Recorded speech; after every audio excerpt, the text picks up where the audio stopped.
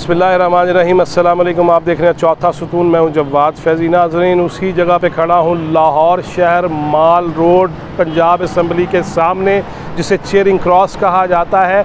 और मेरे पीछे आप देख रहे होंगे, ये वो समिट मीनार है, जो वो यादगार है जब हमारे जज्बे जवान थे, जब गैरत ज़िंदा थी, जब हमीयत हमारे साथ थी, और जब हम ये चाह रहे थे कि पाकिस्तान का नाम भी बुलंद हो और पाकिस्तान का मकाम भी बुलंद रहे। उन हालात में जब पाकिस्तान अभी ताज़ा दो लख्त हुआ था और हिंदुस्तान ये समझ रहा था कि अब पाकिस्तान उस तरह से पनप नहीं सकेगा, वो दुनिया में तन्हा हो चुका है और बैनुल-अक़वामी तन्हाई का शिकार हो चुका है। उन हालात में जब 69 से इसराइल का जो कब्ज़ा था फ़लस्तीन पे, उसमें शिद्दत आई और काबिज़ हुआ वो, तो फिर इस्लामिक वज़राए ख़ारजा की कॉन्फ्रेंसेस शुरू हुई। वो क्या ज़माना था जब 1970 में मार्च में जद्दा में पहली कॉन्फ्रेंस होती है वज़राए ख़ारजा की, तो उसी 1970 के दिसंबर में कराची में वज़राए ख़ारजा की बैनुल-अक़वामी इस्लामिक जो वज़राए ख़ारजा थे उनकी कॉन्फ्रेंस हो रही थी।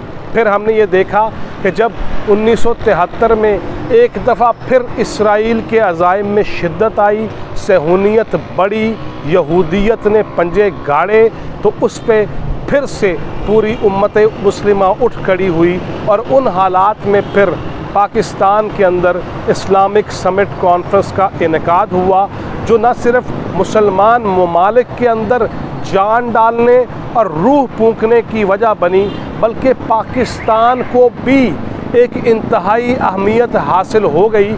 और उन हालात में जब हिंदुस्तान ये समझ रहा था, ये चाह रहा था कि पाकिस्तान को कॉर्नर कर दिया जाए, पाकिस्तान दो लख्त हो चुका है, बांग्लादेश बन चुका है, पाकिस्तान के अंदर भी फ़ौजी और सियासी क़यादत जो है वो अभी तज़ब्ज़ुब का शिकार है। और वो गम छोटा गम नहीं था कि पाकिस्तान दो लख्त हो गया, वो गम छोटा गम नहीं था जब पाकिस्तान के दो हिस्से हो गए, वो गम छोटा गम नहीं था जब पाकिस्तान का जो नक्शा था वो सिकुड़ गया, वो गम छोटा गम नहीं था जब पाकिस्तान के वो भाई वो बहनें हमसे अलग हो गए, जिन्होंने लेके रहेंगे पाकिस्तान, बन के रहेगा पाकिस्तान के नारे लगाए थे।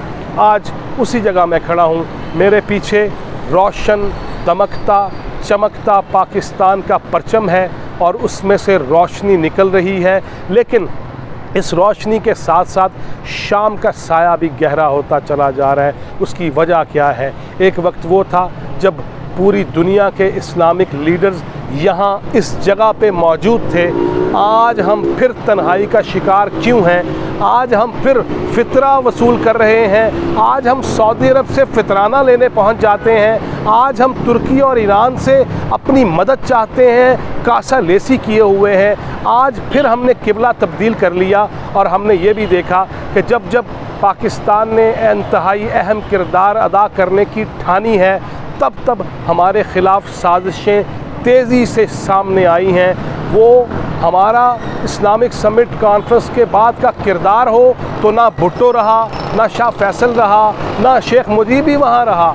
और फिर हमने ये देखा कि वक्त बदला और फिर एक ऐसा हुक्मरान आया जिसने यहाँ इस्लाम का नाम इस्तेमाल किया, नहमदुहु व नुसल्ली से बात करना शुरू की, और फिर हमें असबियत दे गया, फ़िरका वारियत दे गया, हेरोइन दे गया, क्लाशनकोफ दे गया, लेकिन गाली फिर अहले सियासत को।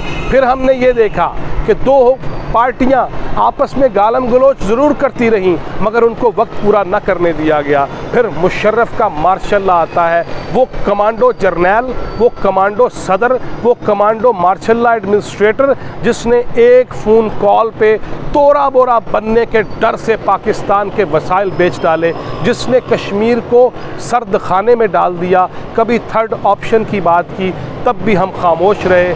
फिर वो वक्त आया जब फिर सियासी हुकूमतें आईं और हमने ये देखा कि जब CPEC पे काम शुरू हुआ, और मैं वो वाहिद एंकर और जर्नलिस्ट जो पाकिस्तान के CPEC के हवाले से हर कोने पे मौजूद था, हर जगह पे मौजूद था कि ये शाहराह तरक्की है, इससे पाकिस्तान को भी वसाइल मुयस्सर होंगे, इससे पूरी दुनिया के अंदर जो वन बेल्ट वन रोड का तस्वुर है उसमें हम भी गहरे पानियों में ले जाने का हिस्सा लेंगे, राहदारी लेंगे। लेकिन फिर हमने देखा कि ऐसी साजिशें हुई कि नवाज़ शरीफ कहीं पे, कोई कहीं पे, और हमने ये देखा कि रियासत मदीना का नाम लिया गया और वोट लिए गए और हमें फिर चकमा दिया गया, फिर उस पे यू टर्न लिए गए। नबी करीम सल्लल्लाहु अलैहि वसल्लम जो बात कह देते उससे हिल नहीं पाते थे। और हम ये देखते हैं कि यहाँ पे वो वज़ीर आज़म आ गया जिसने पहले, और एक बात और भी, गुज़िश्ता दिनों लंदन के मेयर के इलेक्शन हुए हैं, सादक ख़ान, पाकिस्तानी निज़ाद सादक ख़ान फिर मेयर मुंतखब हुए हैं, लेकिन यही वो इमरान ख़ान थे जो अपने साबका साले की मुहिम चलाने के लिए सादक ख़ान के ख़िलाफ़ गए थे। लेकिन अगर फिर कोई यहूदियत नवाजी का इल्ज़ाम लगाए तो उस पर माथे पे बल पड़ जाते हैं, उस शख्स को पकड़ लो, जेलों में डाल दो, कोई मेरी शान में गुस्ताखी कैसे कर सकता है।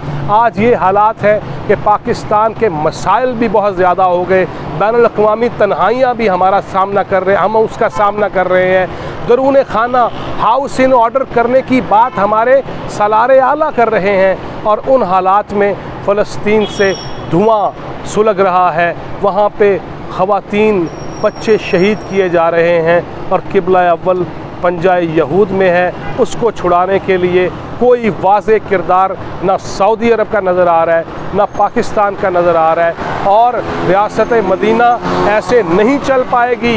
रियासत मदीना तो वो थी कि इमरान ख़ान ख़ुद हवाला देते हैं कि नहर फ़ुरात के किनारे कुत्ता भूखा मरेगा तो पकड़ लिया जाऊंगा, और जहाँ पे ख़वातीन शहीद हो रही हों, मासूम बच्चे शहीद हो रहे हों, जहाँ पे कश्मीर के अंदर हालत बदल दी गई हो, वहाँ पे हम क्या मुंह दिखाएंगे?